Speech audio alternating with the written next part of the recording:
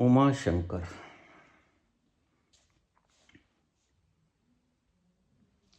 ये कुंभ महापर्व क्या है बाबा? क्यों मनाया जाता है? यहाँ जाने के लाभ क्या हैं?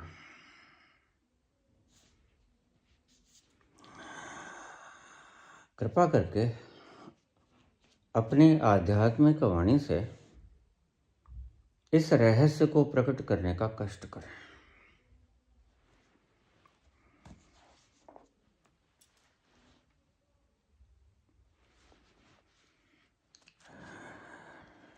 कुंभ महापर्व, होली, दीपावली, ये सब पर्व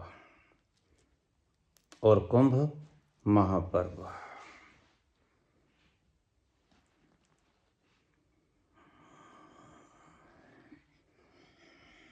पहले इसकी कहानी सुनिए जो शास्त्रों में वर्णित है, लेकिन स्मरण रहे कि ये कहानी है और कहानी तो कहानी ही हुआ करती थी, है इसका रस निचोड़ लेना। आखिर ये कहानी कहना क्या चाहती है?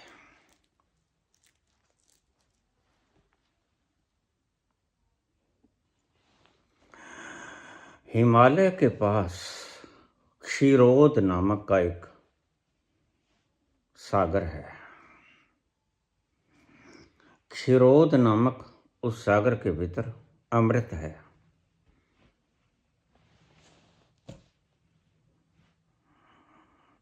देवता यानी अच्छे कर्म करने वाले, राक्षस यानी बुरे कर्म करने वाले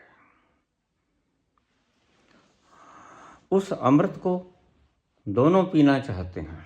कौन नहीं पीना चाहता? अमृत को सभी पीना चाहते हैं,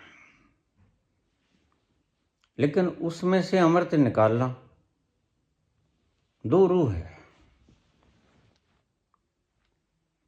बहुत मुशक्कत करनी पड़ेगी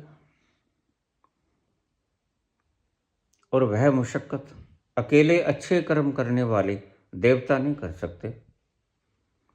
बुरे कर्म करने वाले राक्षसों को भी सहभागी होना पड़ेगा।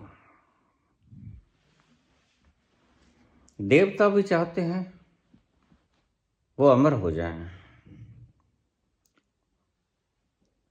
राक्षस भी चाहते हैं वो अमर हो जाएं। जो बुरा कर्म करता है, जो अच्छा कर्म करता है, दोनों ही चाहते हैं कि हम अमर हो जाएं। इस चाहत ने दोनों को इकट्ठा कर दिया।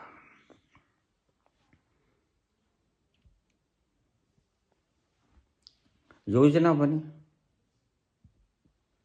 कि कैसे इस क्षीरोद पर्वत में को मथा जाए और इसमें से अमृत निकाला जाए।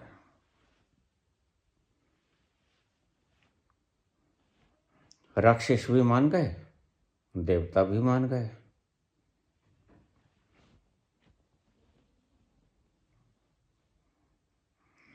मंदराचल पर्वत को मथनी बनाया गया, वासुकी नाग को, सर्प को रस्सी बनाया गया और कच्छप को, कछुए को, कूर्म को नीचे रखा गया। उसके ऊपर मंदराचल पर्वत और वासुकी नाग की रस्सी। एक तरफ राक्षस, एक तरफ देवता, दोनों मथेंगे तो मथा जाएगा। यह बिल्कुल ऐसा है जैसे हम दूध को भिगोते हैं, दही को भिगोते हैं और उसमें से माखन निकलता है। उसकी सुगंधी दूर दूर तक लुभा जाती है। बिल्कुल ऐसा ही मथना था उसे। एक तरफ राक्षस थे और एक तरफ देवता थे। कछुए की पीठ पर रखा गया मंदराचल पर्वत और दोनों ने उस समुद्र को मथना शुरू कर दिया। इधर से राक्षस खींचते, उधर से देवता खींचते, मथा गया, बड़ी मुश्किल हुई। दोनों पसीना पसीना हुए, देवता भी हुए और राक्षस भी हुए। कहानी कहती है कि उस मथने से 14 रत्न प्रकट हुए। जब क्षीरोद सागर मथा जाता है तो जहर भी निकलता है और भी बहुत से रत्न निकलते हैं। कामधेनु गाय भी आती है, कल्प वृक्ष भी आता है,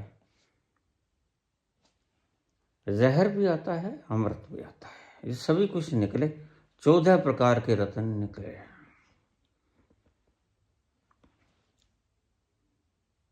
दोनों की मशक्कत लगी थी इसमें, दोनों ने पूर्ण परिश्रम किया था, इसलिए दोनों का बराबर हक बनता था, देवताओं का भी, राक्षसों का भी। लेकिन क्या हुआ?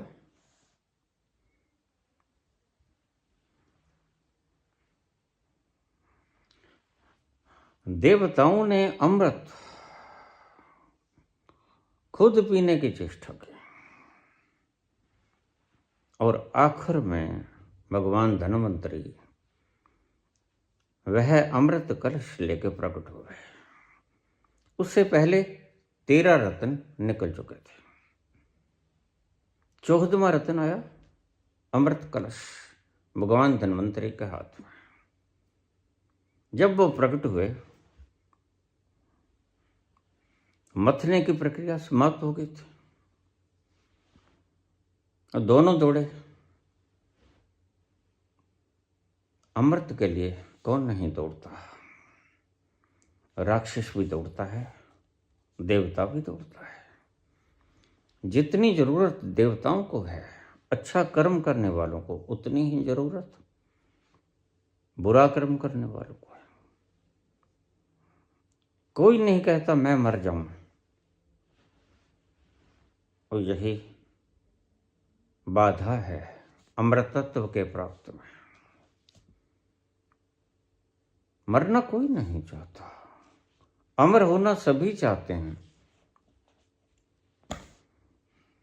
बेईमानी आ गई देवताओं के मन में, और देवताओं के जो भगवान हैं इंद्र, स्वर्ग के बैठे हुए सिंहासन पर, उनके मन में भी बेईमानी आ गई। बेईमान लोग सिर्फ राक्षस ही नहीं होते, देवता भी बेईमान होते हैं। और देवताओं के महादेवता जिन्हें परम सुख प्राप्त है, सब कुछ मिल जाता है, कल्प वृक्ष उनके पास, कामधेनु उनके पास, स्वर्ग सा सुख उनके पास, लेकिन फिर भी बेईमानी कर जाते हैं। तो देवताओं के राजा इंद्र ने भेजा अपने पुत्र जयंत को, कहने लगे जा जयंत, तो वो अमृत कलश छीन के ले आ। जयंत गया, अमृत कलश उसने ले लिया। दोनों मशक्कत की थी, दोनों ही पीना चाहते थे। अमर कौन नहीं होना चाहता? बस यहीं से कुंभ शुरू हो जाता है।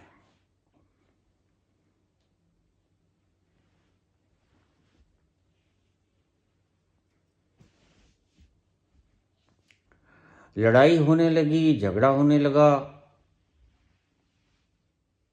छीना छपटी होने लगी तो जयंत ने वह अमृत कलश अपने हाथ में ले लिया। कहानी है 14 दिन, क्षमा करना 12 दिन लगे स्वर्ग तक जाने के जयंत को, और उन 12 दिनों में इसी छीना छपटी के बीच में जो अमृत के लिए राक्षसों और देवताओं के भीतर हो रही थी, 4 जगहों के ऊपर 3-3 दिन के बाद एक एक बूंद गिरी अमृत की, और उस एक बूंद के अमृत के गिरने के कारण ये चारों स्थान तीर्थ हो गए।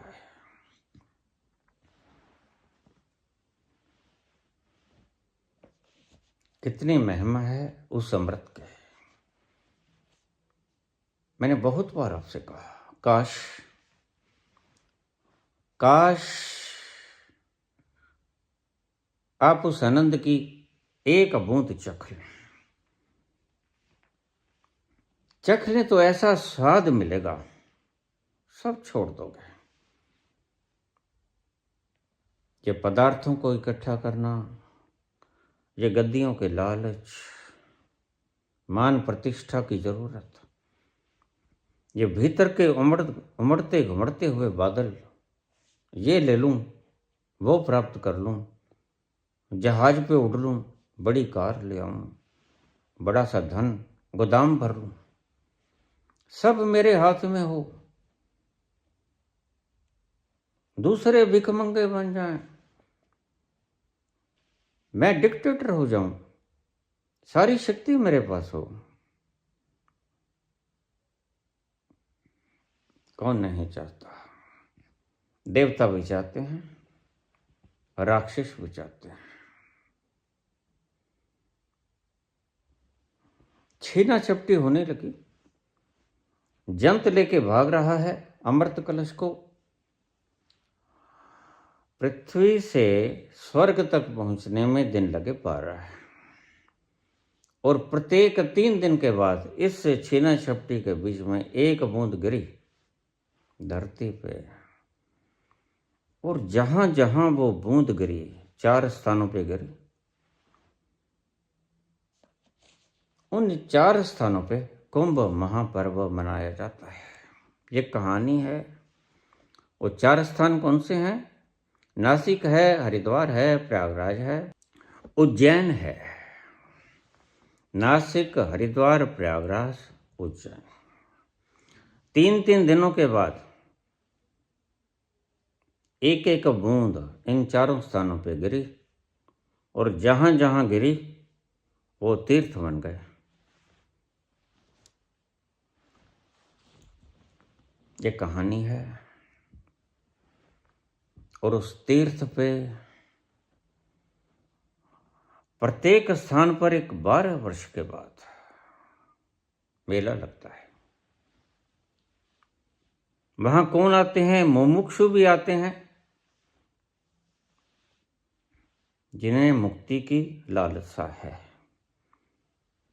और गुरुजन भी आते हैं,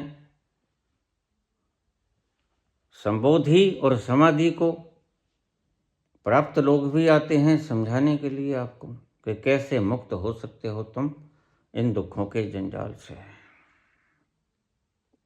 देखिए, एक मजे की बात बताऊं,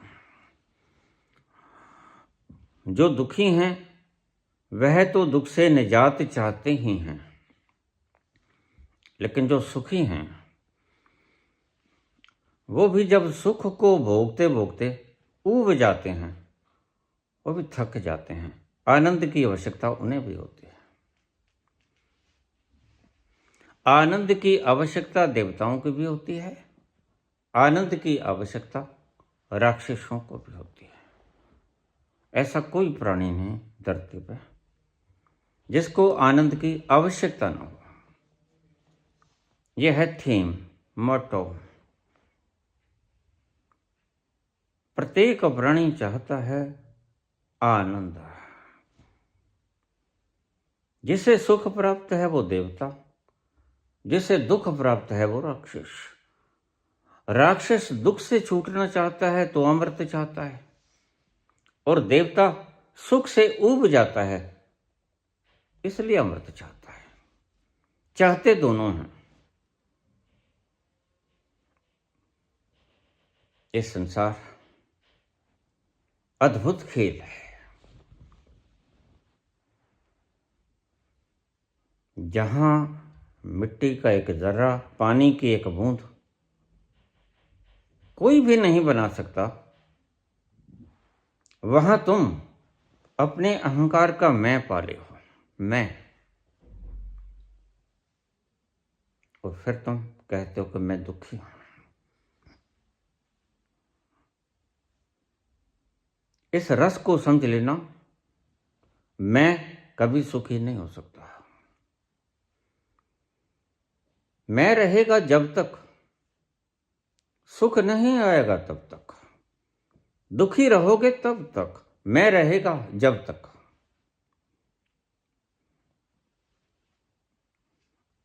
और बड़ी प्यारी बात है कि मैं अच्छे कर्म करने वालों में भी होता है और ज्यादा होता है। तो देवताओं में मैं ज्यादा होता है,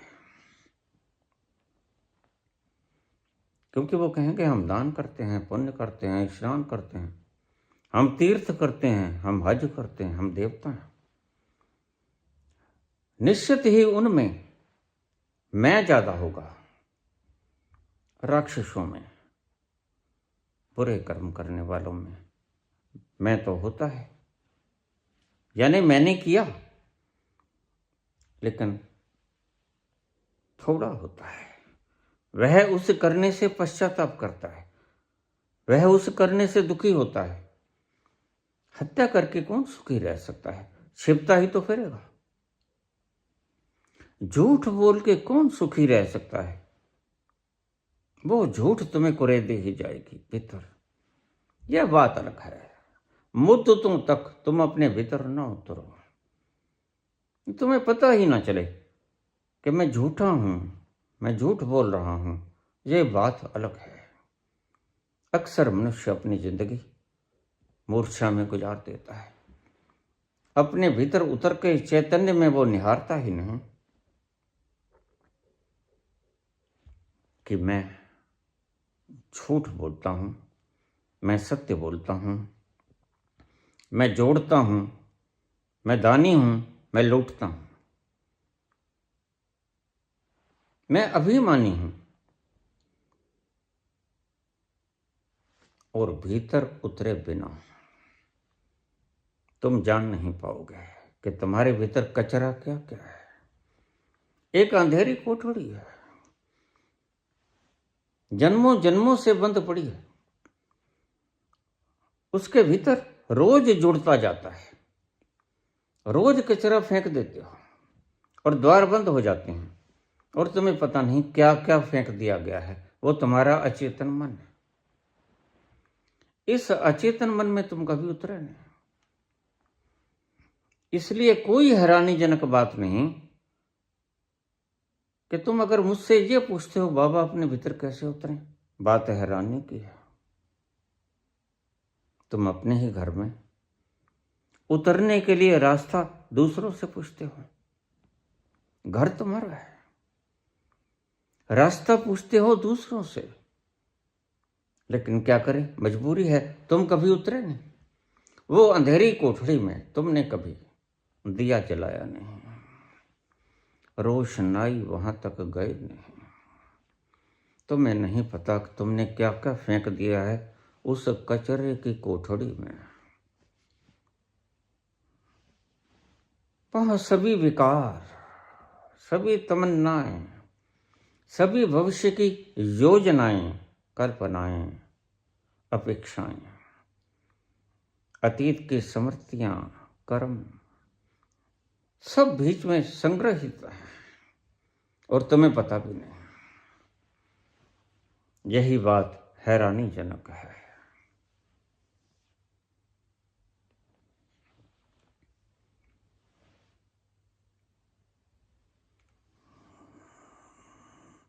तुम्हारी ही कोठड़ी है, तुम ही फेंकते हो और तुम ही जानते नहीं कि तुमने फेंका क्या है।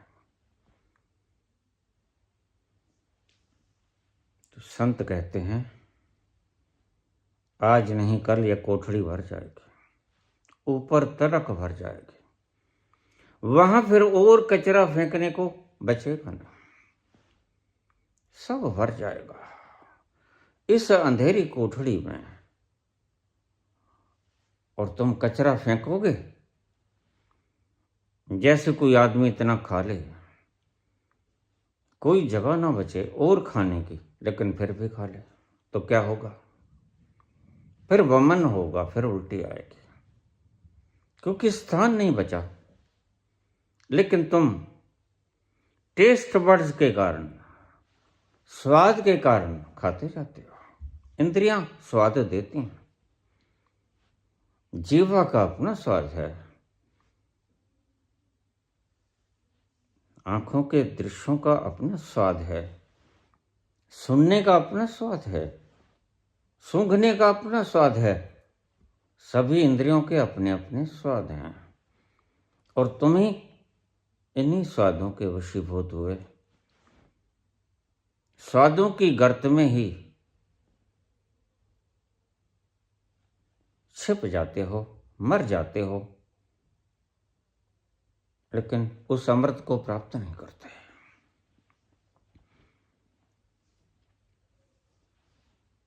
अब हम थीम पे आए। कुंभ महापर्व क्या है? बाकी सभी पर्व है, दीपावली पर्व है, होली पर्व है, शिवरात्रि पर्व है, महापर्व तो एक है, कुंभ। और कुंभ कहते हैं गड़े को। These are all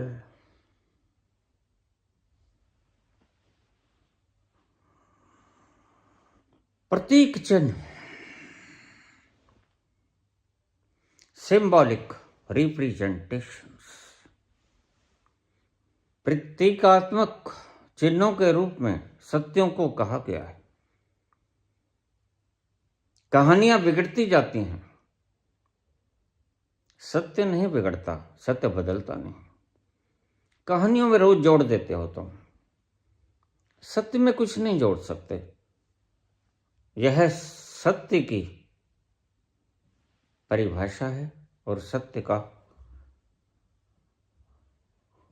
गुण है, उसमें तुम जोड़ नहीं सकते, कुछ घटा भी नहीं सकते, जोड़ भी नहीं सकते।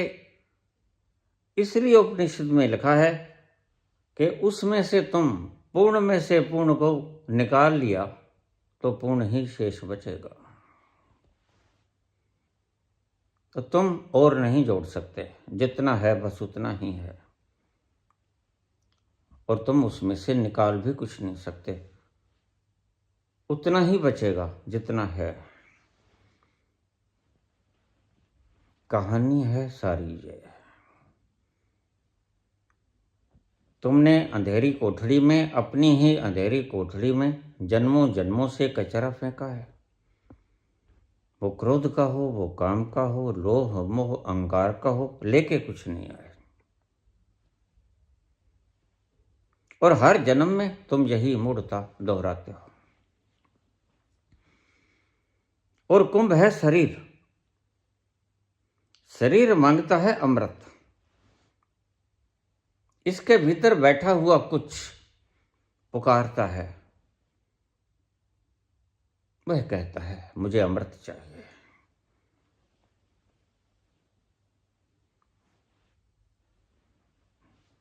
वह जो प्यास तुम्हें लगती है, छटपटाहट जो होती है, जो तुम भागते हो सारे दिन, जो तुम्हारे भीतर क्षण का भी ठहराव नहीं है, जो तुम्हें दौड़ाए चला जाता है, तुम इधर से उधर पागलों की तरफ भागते हो और तुम्हें पता नहीं तुम्हें चाहिए क्या। तुम क्यों भागते हो? क्यों तुम आईएएस करते हो? क्यों तुम यूपीएससी का एग्जाम कंपटीशन रातों रातों जागते हो?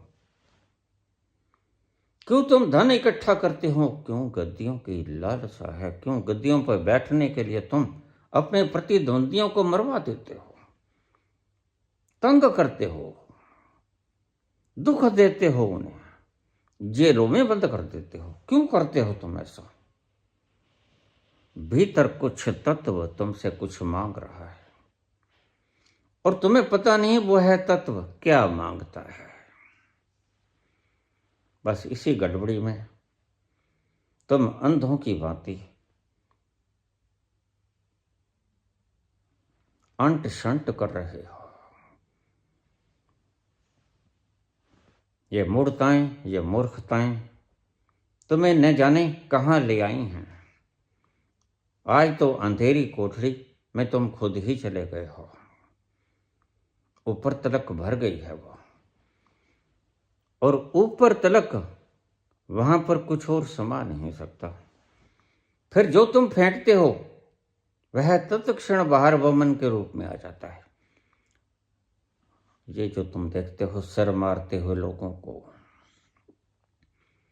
यह वमन है, वमन, और नहीं समाता इस अचेतन में।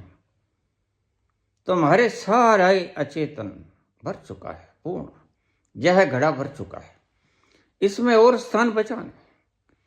फिर जो और कचरा तुम डालते हो वो पलट के वापस आ जाता है वमन के रूप में, उल्टी हो जाती है तुम्हें।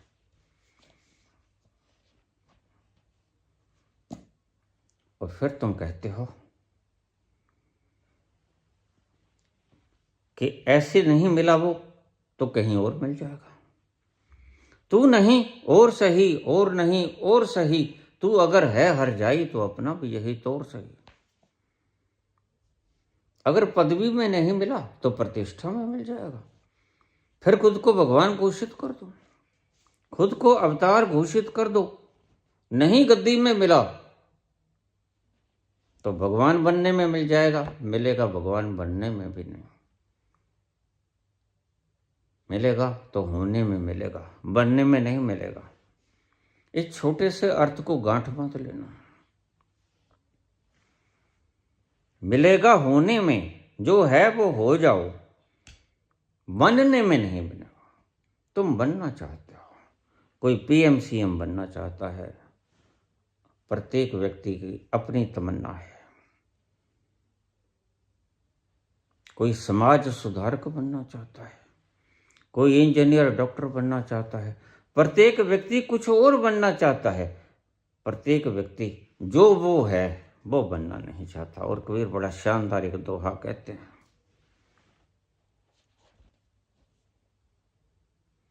भलो भयो हरि बिसरो सर से टली बला। माला जपते हैं, नाम जप करते हैं, एक दिन हाथ से तस्बीह गिर जाती है। माला फेरते फेरते माला गिर जाती है। हरि बिसर जाता है, नाम भूल जाता है। कब तक रटोगे शब्दों को? कब तक रटोगे लिपियों को? आखिर भूल ही जाओगे। तुम्हें पता नहीं, जो गुरु तुम्हें कहता है सोते जगते रात दिन 24 घंटे तुम ये करते रहो, राम राम राधे राधे, 4 नाम 5 नाम 1000 नाम तुम जपते हो, लेकिन तुम्हें पता नहीं जो वचन देके आए थे गुरु से निभा कहां पाते हो। तुम वचन देते हो कि हाँ मैं जपूंगा, रोए रोए से जपूंगा, दिन भर रात जपूंगा, लेकिन रात को सो जाते हो, कहां जप पाते हो। रात को तुम्हारा वायदा टूट जाता है। ऐसे वायदे हैं तुम्हारे। और ठीक किया, कबीर कहते हैं ये तस्बीह हाथ से गिर गई, भरो भयो हरि बिसरो। क्या प्यारा शब्द है। और इस सुमरण ने, इस नाम जप ने जमाने ने मारे, जमा कैसे कैसे, जमी खा गई आसमां कैसे कैसे,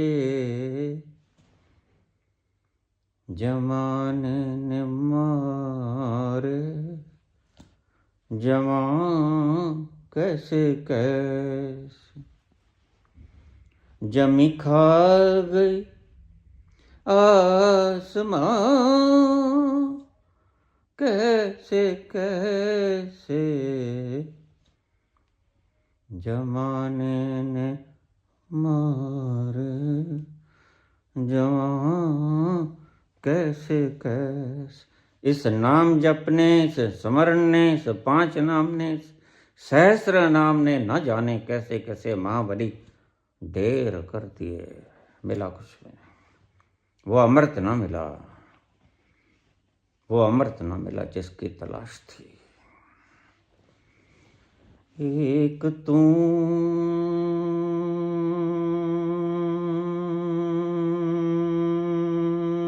न मिला,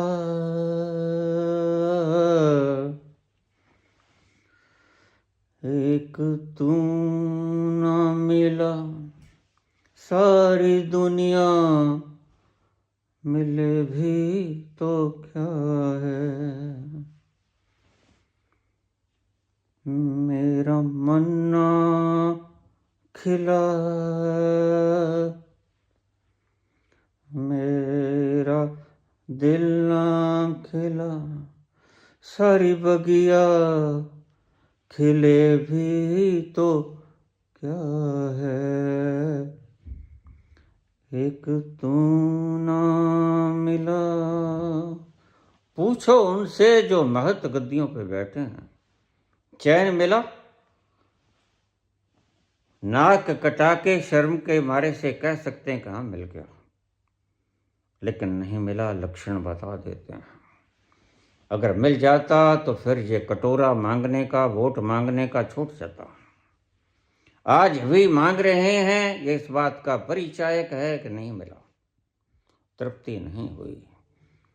और कहते हैं संत कि तृप्ति, संतोष, धन ऐसा धन है, बस जब वो मिलता है तो ही सच में कुछ मिलता है, अन्यथा कहाँ कुछ मिलता है।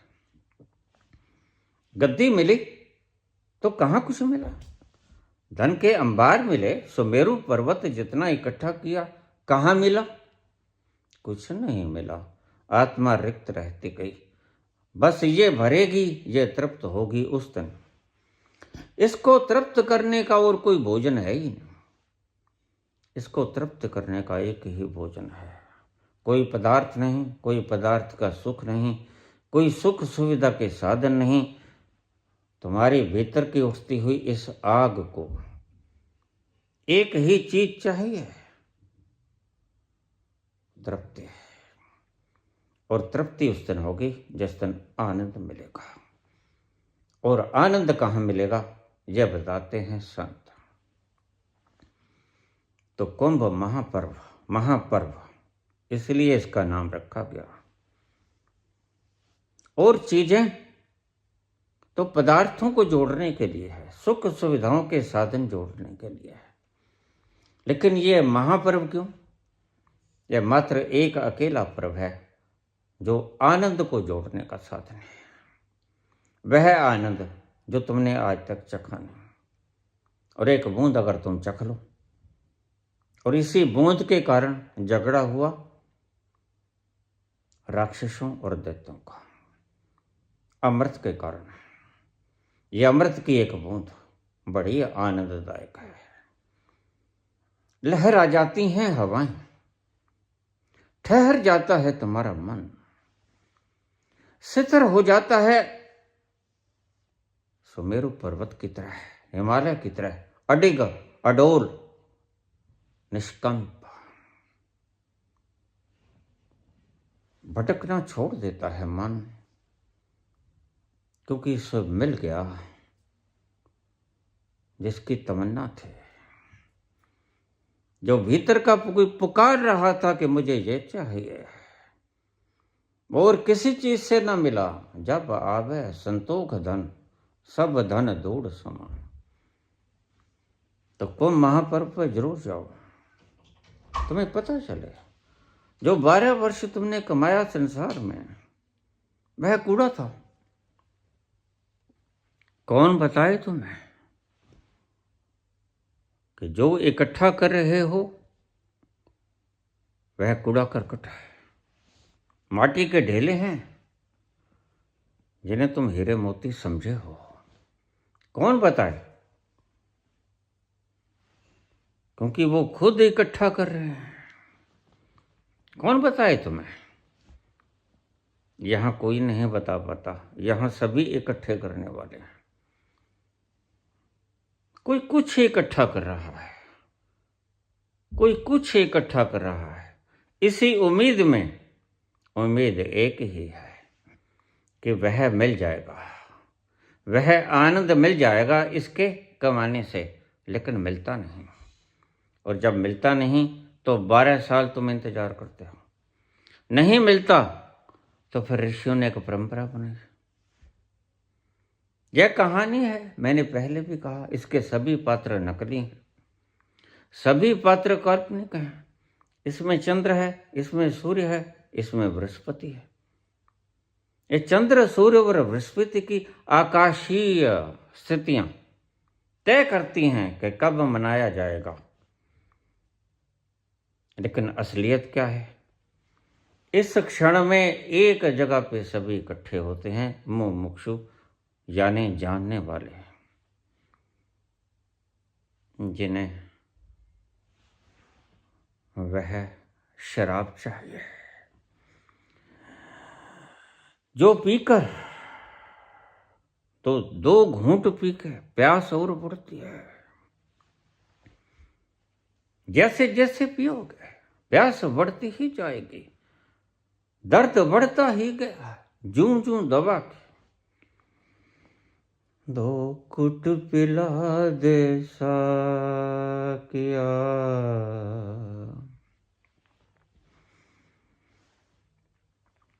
2 घुट पिला दे साकिया, बाकी मेरे ते रोड़ दे। 2 घुट पिला दे साकिया, बाकी मेरे ते रोड़ दे। 2 घुट पिला दे साकिया। इस 2 घूंट के लिए तुम मारे मारे फिरते हो।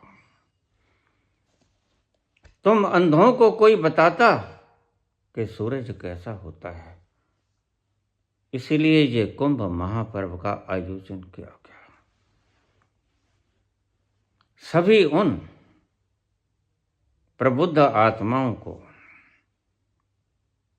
प्रार्थना की गई कि आप उस स्थान पर एकत्रित होकर इन मूढ़मतियों को समझाओ कि वास्तविक आकांक्षा क्या है तुम्हारे भीतर, चाहिए क्या, इकट्ठा कर रहे हो तुम क्या। बस यही है कुंभ महापर्व की कहानी। ये तुम्हारी कहानी है। यह घड़ा कुंभ तुम हो। इसको जरूरत है अमृत की, इसी के लिए तुम मारे मारे फिरते हो। और अष्टावक्र कहते हैं कि ये अमृत तुम्हारे भीतर ही है, कुंभ में ही है। जहां गिरी थी एक बूंद, उसी पर इस कुंभ को ले जाना पड़ेगा। ये घड़ा वहीं जाए जहां अमृत की बूंद गिरी थी। और वो जो कभी मुमुक्षु थे और आज मुक्त हो गए हैं, आज समाधि से युक्त हो गए हैं, संबोधि से युक्त हो गए हैं, वो आते हैं वहां। बस वो गिनती चुनती के लोग हैं जो तुम्हें बताएंगे वास्तविक तुम्हारी आकांक्षा क्या है। क्यों तुम भटकते हो, क्यों तुम तड़पते हो, मानवता क्यों इस विभत्स अग्नि की शिकार हो गई, क्यों जल रही है पल पल मानवता, क्या है जरूरत इसकी, ढूंढ क्या रहे हो। चाहिए क्या होता है तुम्हें, कौन बताएगा जिसने वो बूंद पी ली। 2 घूंट पी लिया जिसने, वो बताएगा तुम्हें। ठहर जाओ, उन 2 घूंटों को पी लो, प्यास जगेगी। और जब तक वो प्यास न बुझेगी तब तक तुम तड़पते ही फिरोगे। इस छोर से उस छोर तक पेंडुलम की तरह तुम ठहरोगे निमध्य में। कहानी कहती है कि चंद्र ने, सूर्य ने और बृहस्पति ने इस अमृत कलश की रक्षा की थी, जो जयंत के पास था। और जयंत इंद्र का बेटा था। इंद्र स्वर्ग का स्वामी है। समझाने की चेष्टा है एक कहानी के द्वारा। इन तीनों ने रक्षा की और चौथा शनि। रक्षा तो शनि ने भी की, लेकिन शनि ने इंद्र के डर के मारे की। रक्षा नहीं की उसने डर के कारण इसकी रक्षा की। इन तीनों ने सहजता से रक्षा की, अपना कर्तव्य समझ के। गहरे प्रतीक हैं, खोलने लगूंगा तो बहुत से वीडियोस बनेंगे, लेकिन मैं विस्तार में जाना नहीं चाहता। यह प्रसंग बहुत बड़ा हो जाएगा और फिर हम मूल प्रश्न से चूक जाएंगे, मूल प्रश्न के उत्तर से चूक जाएंगे। तो हम यहीं से मोल्ड करें। व्यक्ति की जरूरत है उस अमृत को पाना। जो अमृत गिर गया, जिसकी बूंद 4 स्थानों पे गिर गई छीना झपटी से। तुम्हारे पास भी एक अमृत था, कहाँ रखा है? वो रख के तुम भूल गए हो। वो नासिक में रखा, उज्जैन में रखा, हरिद्वार में रखा कि प्रयागराज में रखा, बस तुम भूल गए हो। और संत कहते हैं कि याद करो, रिमेंबर, कहाँ रखा है वो। खत्म तो नहीं हुआ, गुम भी नहीं हुआ, भूले हो सिर्फ, या फॉरगेट। तो अगर भूले हो तो स्मरण करो, याद करो, रिमेंबर। और तुमने रीमेंबर की जगह रिपीटिशन शुरू कर दिया। यहीं गलती खा गए तुम। इंसान गलती का पुतला है। लेकिन बात तो यह है, अगर समझाने पे समझ जाए तो फिर गलती का पुतला नहीं रहता। मुश्किल यहां आती है कि समझाने से रिपीटिशन बंद ना करे और रिमेंबर ना करे तो वह मूड, अति मूड, ऐसा ही आज है। जानने वाला कहता है नहीं, रेपिटेशन नहीं करना है, you are not to repeat, you are to remember only. तुमने सिर्फ याद करना है, स्मरण करना है। और स्मरण के शब्द को बिगाड़ लिया गया। स्मरण शब्द को स्मरण में डाल दिया गया और स्मरण शब्द को रेपिटेशन में डाल दिया गया। यहीं से गड़बड़ हो गई।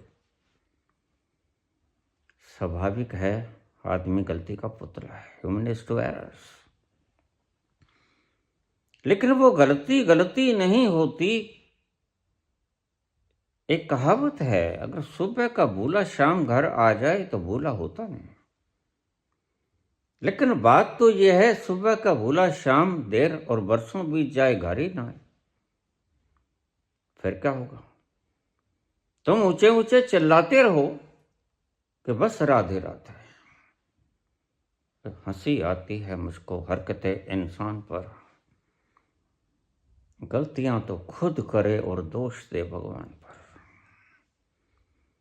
अरे भाई, भगवान ने तुम्हारा क्या बिगाड़ा है जो तुम उसको याद करते हो? गलतियां तो खुद करे, you have forgotten and you are to remember. तुम भूले हो, तुम्हें याद करना। और तुम याद करते हो भगवान को। पागल हुए हो।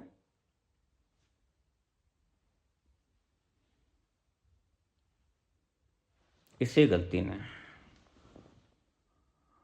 जमा कैसे कैसे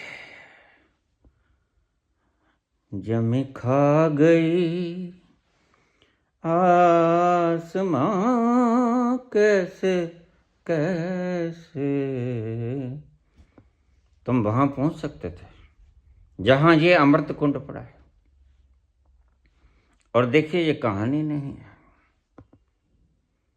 कल्पना भी नहीं है, ये सत्य है। लेकिन तुम रिमेंबर करने के बजाय रिपीट कर रहे हो। और संत तुम्हें कहते हैं डू नॉट रिपीट। रिपीटेशन करने का मसला ही नहीं है, ये मसला ही रिमेंबर करने का है। लेकिन कहाँ मानते हो तुम।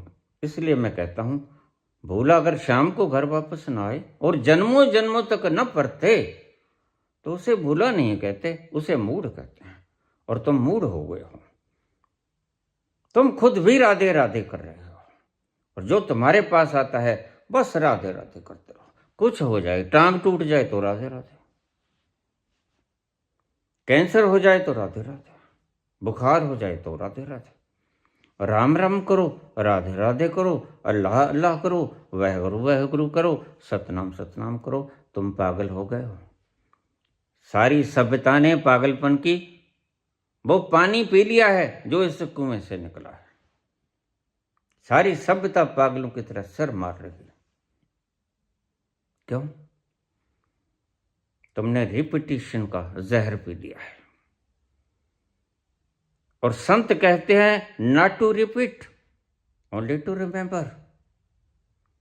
गुरुजेफ यही कहते हैं, remember yourself, who are you.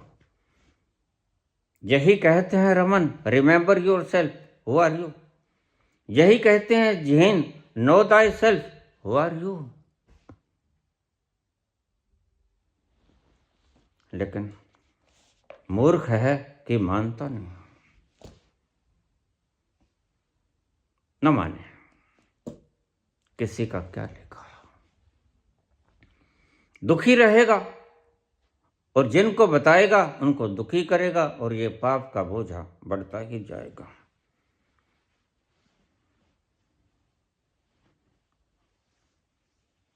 Mahavir के जीवन की कहानी बड़ी सुंदर है। महावीर के जीवन की एक छोटी सी कहानी बड़ी सुंदर है।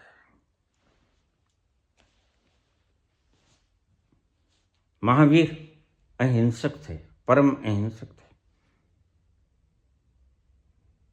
लोग उनके कानों में खीले ठोक जाते, कुछ ना बोलते। बेकसूर थे, बोले भी नहीं, किसी को कुछ कहा भी नहीं, अपनी मस्ती में खड़े हैं। लेकिन बात तो ये है, दूसरे को मस्त देके तुम्हारा अहंकार खोलता है। अरे मेरे होते हुए ये शांत कैसे हो गया, मुझे तो नींद नहीं आती रात।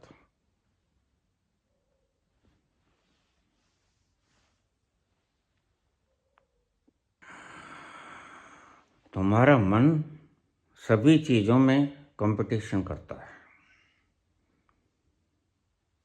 तुम कहते हो मेरे होते दूसरा पहुंच गया। बस यही दुखड़ा होता है अहंकार को। अभी तो मैं हूं। महावीर कैसे पहुंच गए, वर्धमान कैसे पहुंच गए? अहंकार को ठेस लगती है, फिर उसको छेड़ते हैं, कानों में कीलें ठोकते हैं। क्या बिगाड़ा है तुम्हारा बुद्ध ने, क्या बिगाड़ा है तुम्हारा ईसा ने? षड्यंत्र रचे जाते हैं, धाराएं लगाई जाती हैं देशद्रोह की, और जेलों में नजरबंद रखा जाता है। क्यों? तुम्हारा अहंकार मानता ही नहीं कि मुझसे पहले कोई प्रबुद्ध भी हो सकता है। नहीं, प्रबुद्ध का अर्थ मर जाना होता है। लेकिन तुम ये भी स्वीकार नहीं कर पाते कि मुझसे पहले यह क्यों मर गया। बड़े अफसोस की बात है। कोई मरना भी चाहता है तो तुम उसके भी प्रतिद्वंदी हो जाते हो। अरे मुझसे पहले ये कैसे मर गया? और प्रबुद्ध, संबोधि, समाधि खुद का मरना होता है। वह इल्यूजन जो तुमने व्यर्थ में पाल लिया है, उसके मरने को ही समाधि कहते हैं। और तुम वो भी जर नहीं सकते, उसे भी स्वीकृत नहीं कर सकते। और तुम जैसी करते हो संतों से भी, इसलिए टांग देते हो, मंसूर के हाथ पांव काट देते हो, बुद्ध के पत्थर मारते हो, महावीर के कीलें ठोकते हो। मीरा अगर नाचती है तो मैं क्या कहती है? तुम उसे नाचने भी नहीं देते। गीत गाते हैं नानक, गीत गाते हैं कबीर, तुम उसे भी काशी से उठा के चलो, वहां चलो जहां मरने से नरक मिलता है।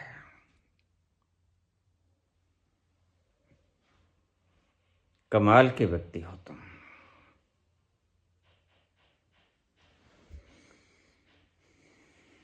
तुम कुछ भी बर्दाश्त नहीं कर सकते। मानवता की बर्दाश्त शक्ति, सहन शक्ति शून्य हो गई है।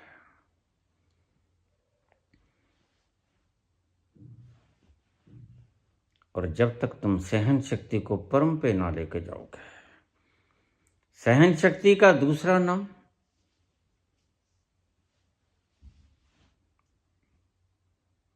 बढ़ना है। किसका? प्रबुद्धता का। उस तत्व का बढ़ जाना जिसको तुम चेतना कहते हो, कॉन्शियसनेस कहते हो। जितनी मात्रा में तुम्हारी मूढ़ता मरेगी, उतनी मात्रा में तुम्हारी कॉन्शियसनेस बढ़ेगी, तुम्हारी चेतना बढ़ेगी। तुम मरना भी नहीं चाहते और दूसरे को मरते हुए देखकर तुम बर्दाश्त भी नहीं कर पाते। यही कारण है बुद्धों को तुम पत्थर मारते हो। यही कारण है अपने आनंद में झूमती हुई मीरा पग घुंघरू बांध के नाचती है और तुम्हें बर्दाश्त नहीं होते। तुम समाज के नाम पर, घूंघट प्रथा के नाम पर न जाने क्या क्या बोल देते हो, अंट शंट बोल देते हो। किसके कारण? सिर्फ अपने ही कुछ निहित स्वार्थों के कारण। तुम किसी को नहीं बख्शते। और सीधी सी बात है कि तुम भी उस स्थिति में आ सकते हो, मर जाओ। सभी संत कहते हैं अगर कॉन्शियसनेस के चरम बिंदु को छूना है तो पूर्ण रूप से शीश काट के हथेली पर रख दो। जे तुम प्रेम मिलन की चाह, शीश तली धर घर में रम। लेकिन अगर कोई शीश तली पे रख लेता है तो तुम्हें यह भी बर्दाश्त नहीं होता, यह भी तुम्हें चुभता है। मानवता हद की नीचता तक पहुंच गई है।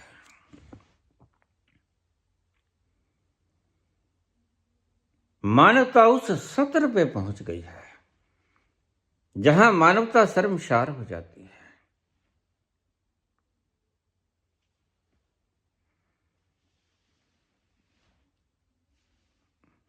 कुंभ पे तुम्हें बताने वाले लोग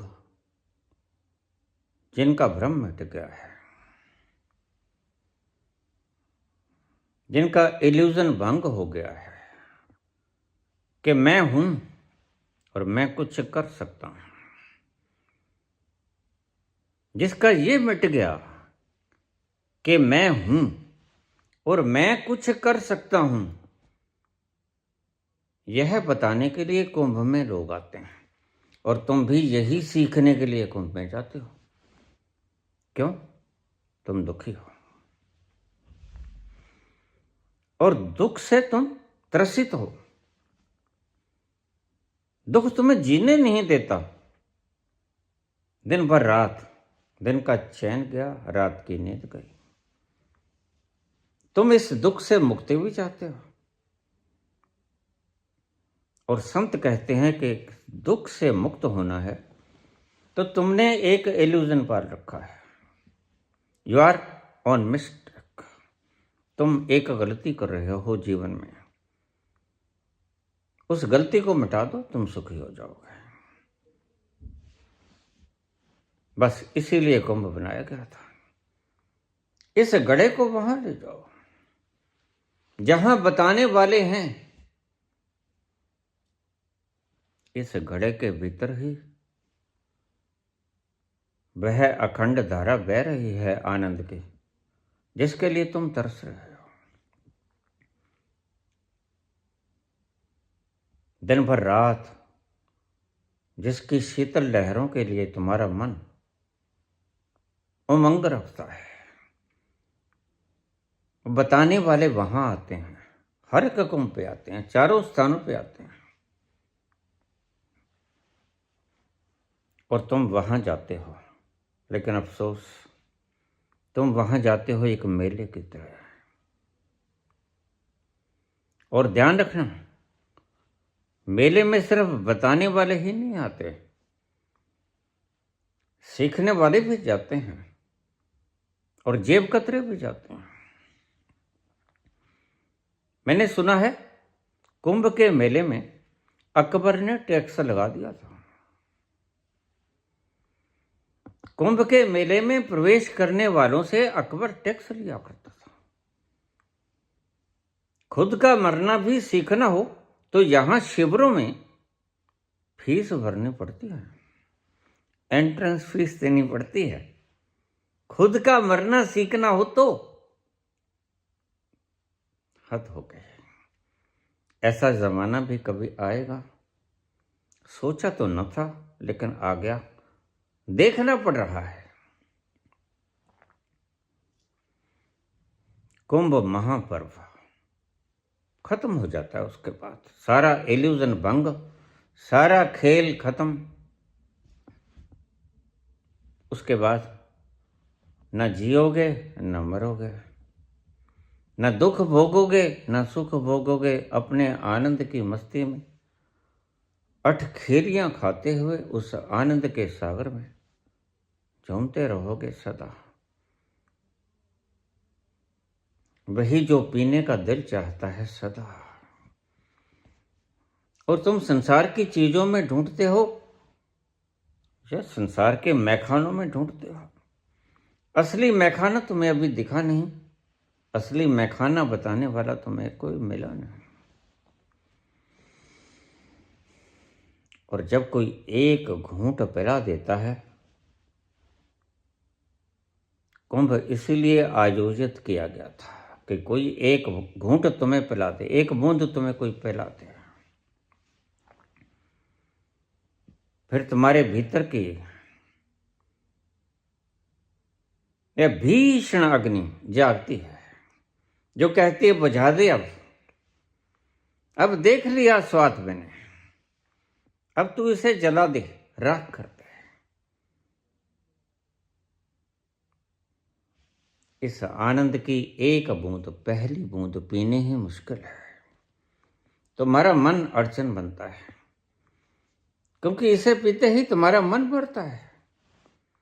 और जैसे ही मन मरना शुरू हुआ, तुम हजार तरह के प्रश्न उठाते हो। मुझे रोज प्रश्न आते हैं, बाबा ये यहां से थोड़ा भारी हो जाता है,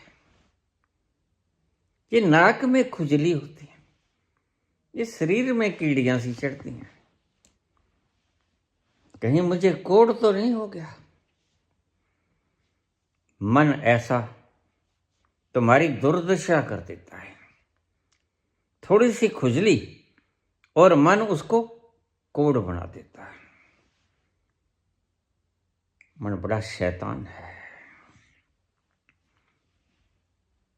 मन लोभी, मन लालची, मन चंचल, मन चोर। कबीर कहते हैं मन के मते न चालिए, पलक पलक मन और।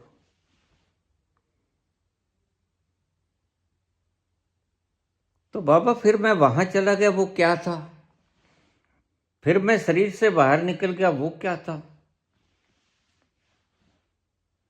ये सब तुम्हारे प्रश्न मन के हैं कि प्रश्न करोगे उतनी देर तक के लिए तुम मरने से बचे जाओगे।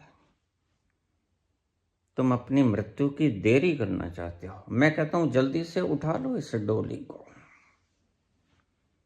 अब देर मत लगाओ, पहले ही से बहुत देर हो चुकी है। बहुत जन्म बीते मेरे माधो, जन्म तुम्हारे लेखे। वो जल्दी से लेखे लगा दो और देर मत करो, पहले ही से बहुत देर हो गई। लेकिन तुम्हारा मन ऐसा कि बस और ठहर जाओ, कुछ उठ जाएंगे, अभी सुबह कहाँ हुई है, अभी तो सूरज निकला नहीं है।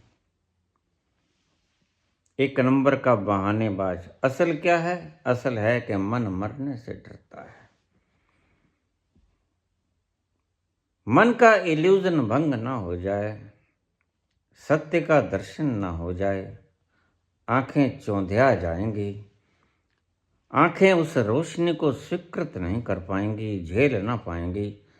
इसलिए हजारों तरह के तरकीबें मन उठाता है। ऋषियों ने ये परंपरा बनाई कि तुम तैयार होकर जाना वहां। आज तो सभी चले जाते हैं। मुझे एक व्यक्ति कह रहा था कि मैं भी जा रहा हूं, और उसका काम क्या है? वह जेब कतरा है। तो जेब कतरे भी आपको वहां मिलेगा। सिखाने वाले भी आएंगे, लेकिन तुम पिपासु की तरह जाना, तुम मुमुक्षु की तरह जाना। तुम एक घूंट पीकर फिर और मांग करना, और जरा सी दे दे सकी, और जरा सी और जरा सी दे दे साकी, और जरा सी और। कैसे रहूं चुप के मैंने पी ही क्या है, होश अभी तक है बाकी, और जरा सी दे दे साकी, और जरा सी और। कैसे रहूं चुप के मैंने पी ही क्या है, होश अभी तक है बाकी। जब तक होश बाकी रह जाए तब तक पी ही क्या है।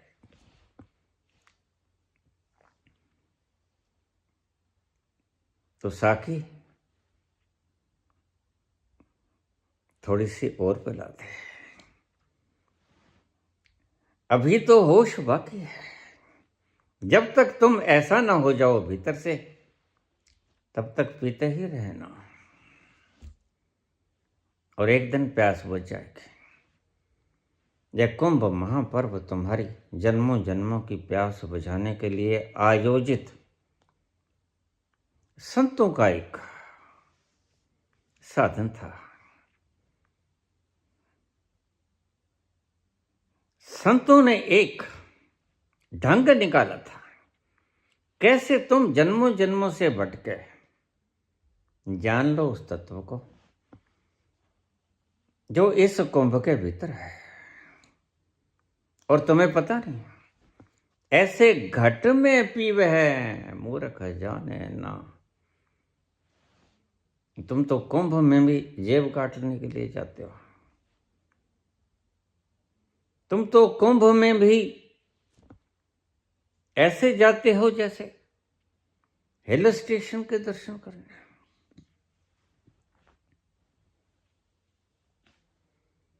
वहां की ठंडी हवाएं लहरा के आए, मंत्र मुग्ध कर जाएं। तुम गंगा में छलांग लगाओ, त्रिवेणी संगम में नहाओ, और ठंडी ठंडी हवाएं तुम्हारे तन बदन को शीतल करते हैं। लेकिन मन न मरे। बस तुम पाप मुक्त होना चाहते हो, और पाप मुक्त वहां कोई होता नहीं जाके। ध्यान रखना, इस गलती में मत रहना कि तुम गंगा स्नान कर लोगे, त्रिवेणी स्नान कर लोगे, गंगा यमुना सरस्वती त्रिवेणी संगम पे स्नान कर लोगे, पाप मुक्त हो जाओगे। नहीं, ऐसा कोई होता नहीं, ऐसा कोई प्रावधान नहीं। मैंने त्रिवेणी संगम के भीतर स्नान करने के बाद घोर पाप से दुख भुगते हुए लोग देखे। मेरे जीजा जी, अपने घर की ही बात बता दूं, क्योंकि मैं अनुभव की बात ही बोल के खुश होता हूं। रेलवे में थे, और रेलवे वालों को पास मिलता है मुफ्त, फर्स्ट क्लास के अंदर जहां चाहे चले जाओ। और कुंभ में तो गाड़ियां जाती हैं, जहां भी कोई तीर्थ यात्रा है वो चले जाते, बहन भी चले जाते। सारे तीर्थ कर दिए, वो एक रह गया, क्या सबसे बड़ा?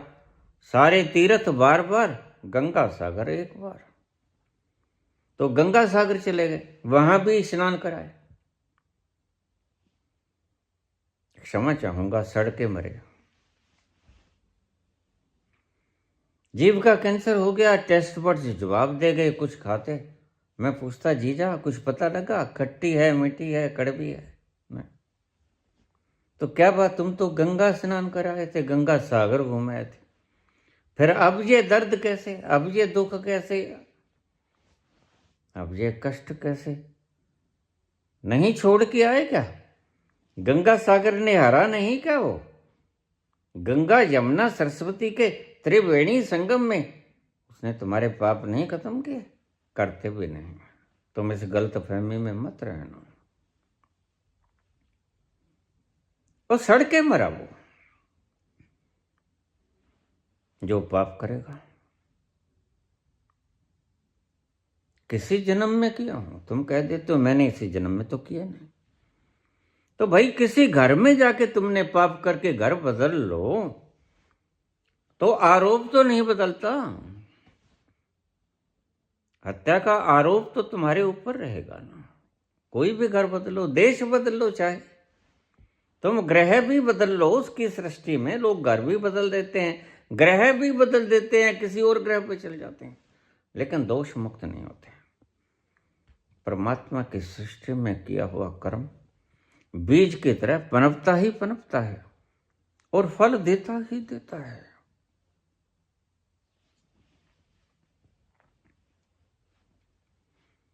इसलिए मैं कहता हूं, लोगों को गुमराह करने वालों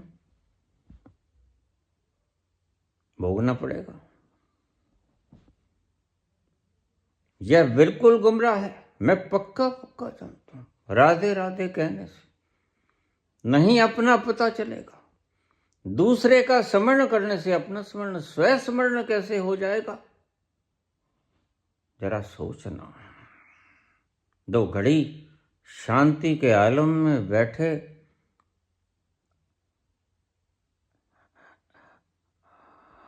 उन लम्हों में जब तुम फुर्सत में हो, तुम्हारा मन भारी ना हो, बोझल ना हो, शांत हो, अकेला हो,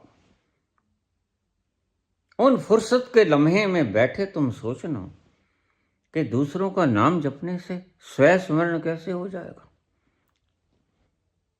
कोई ऐसा प्रावधान है क्या? तुम फिजिक्स पढ़ते हो और तुम्हें अपना स्मरण आ जाए, ऐसा कोई प्रावधान है? नहीं है। बस एक ही प्रावधान है, कुछ भी करते हुए साक्षी हो जाओ तो स्वयं को जान जाओगे।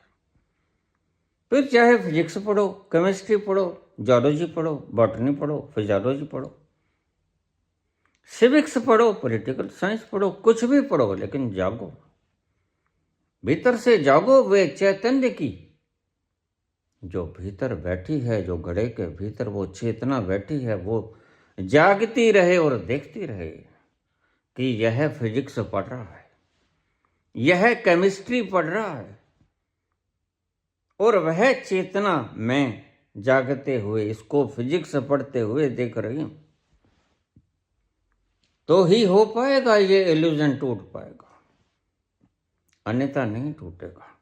गंगा स्नान कर लो, हज कर लो, तीर्थ स्नान कर लो, कहीं चले जाओ, उसकी इच्छा के बिना। बाबा ने कहा है, तीर्थ नामा जे तिस पावे। अगर तुमने उसको उसने तुमको सद्बुद्धि नहीं दी कि तीर्थ होता क्या है, तो तुम ऐसे ही त्रिवेणी के अंदर नहा के वापस आ जाओगे और काल्पनिक रूप से तुम पापों से मुक्त हो जाओगे। मैंने शब्द प्रयोग किया काल्पनिक, लेकिन सत्य में जब बीज फूटता है, फल काल्पनिक नहीं लगते भाई। फल असली होते हैं, कड़वे हों मीठे हों, सब खाने पड़ते हैं। गुमराह करोगे आज, या कोई तर्क दे दो, जाहिद शराब पीने दे मस्जिद में बैठकर, या वो जगह बता जहां खुदा का घर न हो। या तो बताओ कि राम राम राधे राधे करने से, 5 नाम लेने से कैसे तुम्हें स्वस्मरण हो पाएगा। या फिर शराब पीने दे मस्जिद में बैठकर, या फिर चुप हो जा।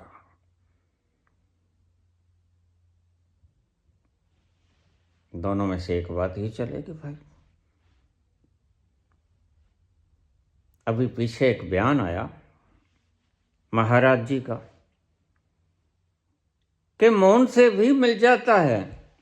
मैं कहाँ पीछे छोड़ने वाला था, मैंने कहा फिर शोर से भी मिल जाता है।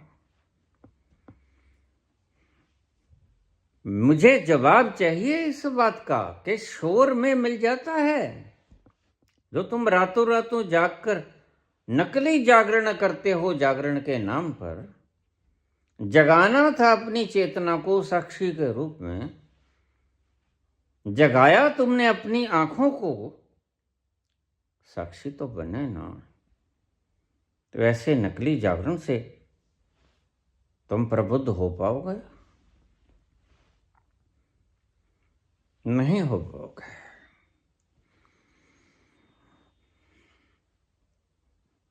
साकिया आज हमें नींद नहीं आएगी, सुना है तेरी महफिल में रत जगह है, सुना है तेरी महफिल में रत जगह है। साकिया आज हमें नींद नहीं आएगी, सुना है तेरी महफिल में रत जगह है, सुना है तेरी महफिल में रत जगह है। आँखों ही आँखों में रात कट जाएगी, सुना है तेरी महफिल में रत जगह है, सुना है तेरी महफिल में रत जगह है। जागे कोई और नींद तुम्हें ना आए, प्रबुद्ध कोई हो और तुम उसकी नकल करके प्रबुद्ध अपने आप को मानने लगो, ये कैसे संभव हो सकता है? रातों रातों तुम चिल्लाते हो बड़े बड़े यूनिट्स लगा के, तुम माता को याद नहीं करते। सही पोजीशन में अगर तुम्हारे भजनों को सुन लिया जाए, तुम माता को रोते हो जैसे वो मर गई हो। माँ माँ, देखना इनको तुम, ये चिल्लाते हैं जैसे माँ स्वर्गवास हो गया। ऐसे ऐसे अजूबे मैंने इस धरा पे देखे हैं। वास्तविक अर्थ कोई जानता नहीं, चले हैं जगराते करने, धंधे हैं, निहित स्वार्थ हैं सबके अपने अपने। बाबा कहा करते हैं कि जो घोर पाप किया करते हैं, तानाशाह प्रवृत्ति के लोग हुआ करते हैं, अब मैं जैसे बोल रहा हूं उसे बोलने नहीं देंगे, ये तानाशाही प्रवृत्ति है। तो ऐसे तानाशाह लोग जैसे हिटलर अगले जन्म में सूरदास होते हैं। उन्होंने तो शब्द अंधा बरता था। चलो मैं थोड़ा सा शिष्टाचारवश सूरदास से शब्द बरत लेता हूं, लेकिन लोग कहाँ मानते हैं। परमात्मा दंड दिए हैं लोगों को। आज एक है मंडलेश्वर है कि महामंडलेश्वर है, मैं जानता नहीं। उपाधियों को क्या जानूं मैं।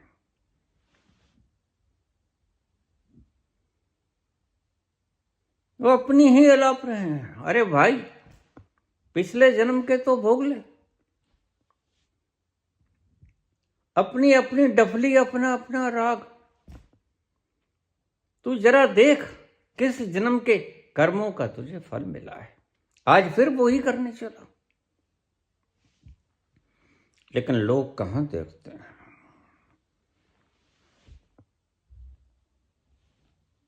यही तो जीवन है। फिर तुम कहते हो दुखी है।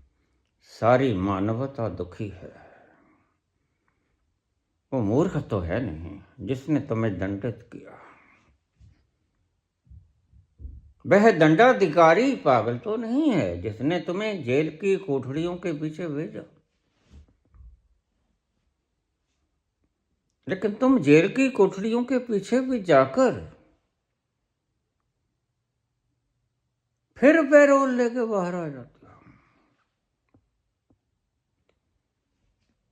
क्या कहें, इस संसार में कहां है न्याय। न्याय नाम की कोई चीज नहीं। फैसले होते हैं। न्याय तो एक ही शक्ति करती है, वह जो संचालित कर रही है। न्यायाधिकरण भी उसके हाथ में और दंडाधिकरण भी उसके हाथ में। और जब तक तुम उसको जान नहीं लोगे तब तक तुम इस सृजना को ठीक से समझ नहीं सकोगे। सृजना को ठीक से समझने के लिए जिसकी व्यवस्था है उस सृजनहारे को देखना पड़ेगा, अनुभव करना पड़ेगा। यह आवश्यक है, लाजमी है। उसके बिना तुम्हें पता न चलेगा। कुंभ, ये चंद्रमा, ये बृहस्पति, ये ग्रहों के स्थान, यह एस्ट्रोलॉजिकल विषय है। यह अलग से पड़ता है। कभी इसके बारे में बात हुई तो फिर मैं बताऊंगा तुम्हें। लेकिन प्रसंग तो अभी बहुत लंबे हो गए हैं। 1 घंटे से ज्यादा की वीडियो हो गई।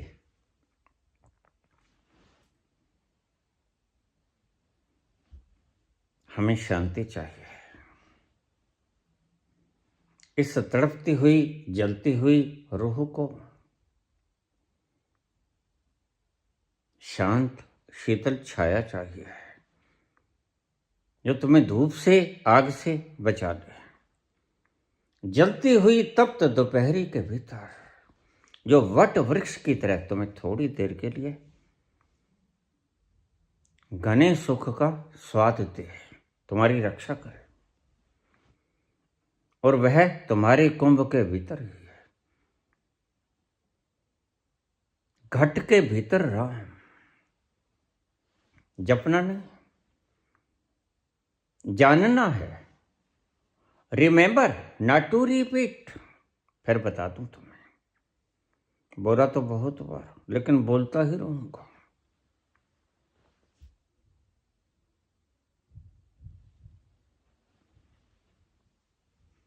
और बोलता ही रहूंगा। तुम ईसा की तरह टांग दोगे, तुम मंसूर की तरह काट दोगे, तुम मीरा की तरह जहर पिला दोगे। ये तुम्हारा काम है, तुम्हारा काम है ये। मेरा काम है सिर्फ अंध बातों को, अंधविश्वासों को तोड़ना। मैं अपना काम करता ही रहूंगा। तुम चाहे तो अपना काम कर सकते हो, तुम भी स्वतंत्र हो।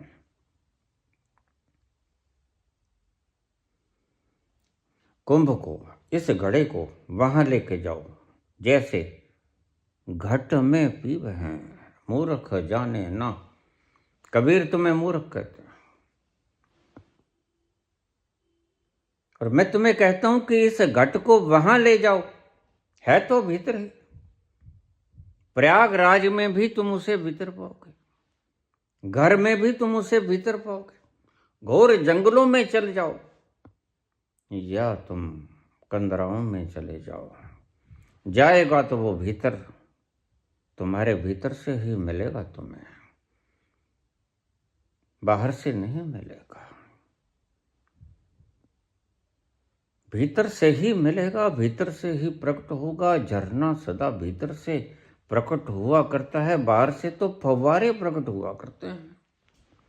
और तुम फव्वारों को, काल्पनिक फव्वारों को झरने समझ बैठे हो, तो ये गलती तुम्हारी है,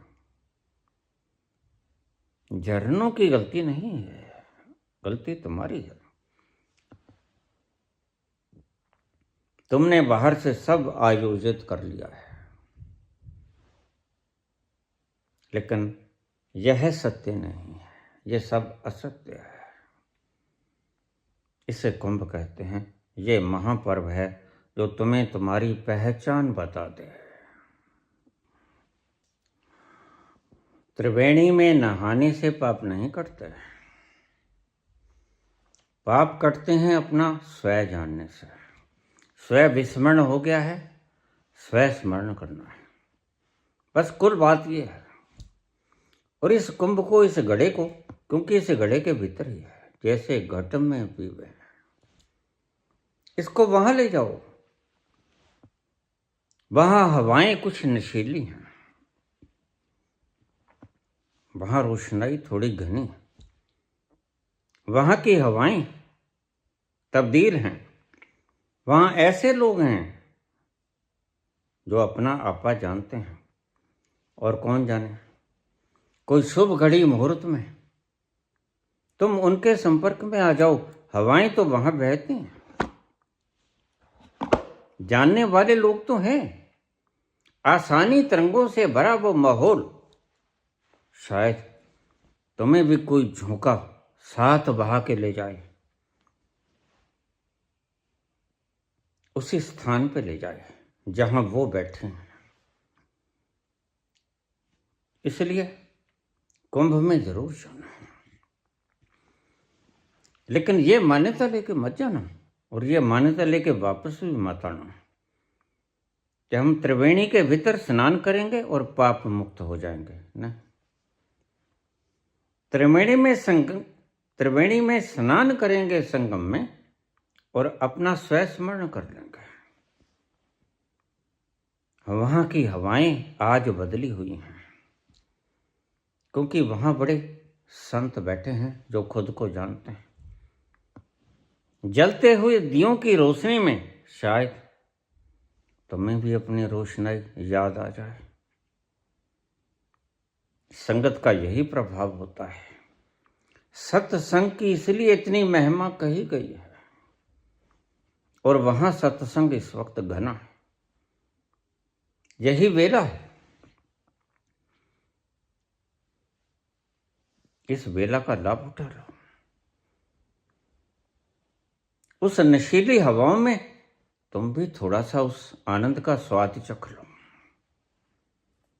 कहां बह के फिरते हो, मिल तो यहां भी जाएगा, लेकिन यह कुंभ 12 वर्ष बाद आएगा, जब सारे जले हुए दीपक यकसां एक स्थान पे इकट्ठे होते हैं। वहां कुछ माहौल और होगा, निश्चित ही। वहां तरंगे कुछ और होंगी, उन तरंगों में नहाने का मौका 12 वर्ष बाद फिर मिलेगा। इसलिए जरूर जाना, लेकिन ये कल्पना लेके वापस मत आ जाना कि मैंने गंगा में गोता लगाया, संगम में गोता लगाया और मैं पापों से मुक्त हो गया। नहीं हो पाओगे। पापों से मुक्त होता है वह व्यक्ति जो उन हवाओं में साथ ही बह जाता है, जिनका दिया उन दियों को देखकर, रोशन दियों को देखकर खुद भी रोशन हो जाता है। ईश्वर करे वो सौभाग्यशाली क्षण आए और तुम इन मूढ़ भ्रमों को त्याग कर उन तूफानों में बह जाओ कि तुम्हारी कोरी कल्पनाएं सब धूल धूसरित हो जाएं, खंडहर बन जाएं। तुम्हें सत्य का दर्शन हो जाए, अपने ही भीतर बैठे उस परम पिता परमात्मा का स्मरण हो जाए। इस नियत से जाना, उस शराब को पीने के लिए जाना जो घट घट में बह रही है प्रज्ञावानों के, सिद्धों के, समाधिस्थ, संबोधिस्थ व्यक्तियों के, उनके संपर्क में जाने का नाम कुंभ। कुंभ तब साकार होगा अगर तुम उन नशीली हवाओं में खुद को उड़ाने के योग्य हो जाओगे, तो तुम्हारा कुंभ में जाना सार्थक होगा। अन्यथा ये तो 12 वर्ष के बाद आते ही रहेंगे, जाते ही रहेंगे, जिंदगियां बीतती रहेंगी और तुम वहीं की वहीं रहोगे। वक्त का लाभ उठाओ, मौका है, चले जाओ। धन्यवाद। श्री कृष्ण गोविंद हरे मुरारी, हे नाथ नारायण वासुदेवा। श्री कृष्ण गोविंद हरे मुरारी, हे नाथ नारायण वासुदेवा। पितु मात स्वामी सखा हमारे, पितु मात स्वामी सखा हमारे, हे नाथ नारायण वासुदेवा। श्री कृष्ण गोविंद हरे मुरारी, हे नाथ नारायण वासुदेवा।